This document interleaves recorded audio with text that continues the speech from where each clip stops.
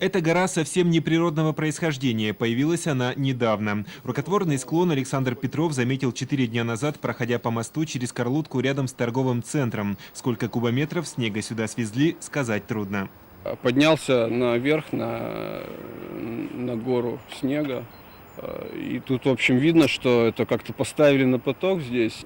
Понятно, что здесь мало того, что водоохранная зона речки Карлутки, тут еще и лес как бы замечательный, и свалки здесь не должно быть. То, что здесь происходит.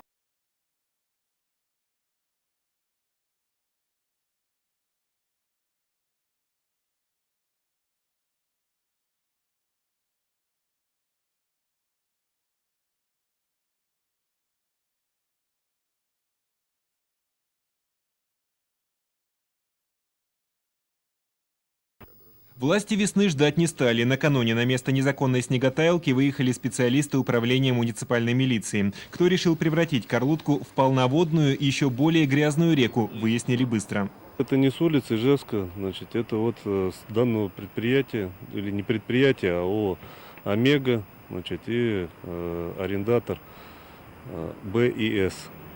Есть такое ООО БИС. Значит, относительно этих двух юридических лиц будут применены санкции. Штрафы не маленькие сейчас, и поэтому я бы не советовал никому заниматься таким безобразием. До 30 тысяч рублей для должностных лиц, до полумиллиона для юридических. Такие санкции ждут нарушителей правил благоустройства Ижевска. Кроме того, заявление сегодня направили и в природоохранную прокуратуру Удмуртии. Обещают, штрафами нарушители не отделаются, их обяжут убрать за собой. Судя по многочисленным следам от экскаваторов и грузовиков, тонны грязного снега вывозились вот через эти ворота. Но если пройти дальше, становится понятно, что это не единственная куча. Рядом еще одна снегосвалка, чуть поменьше, и снег сюда привезен уже с другой территории.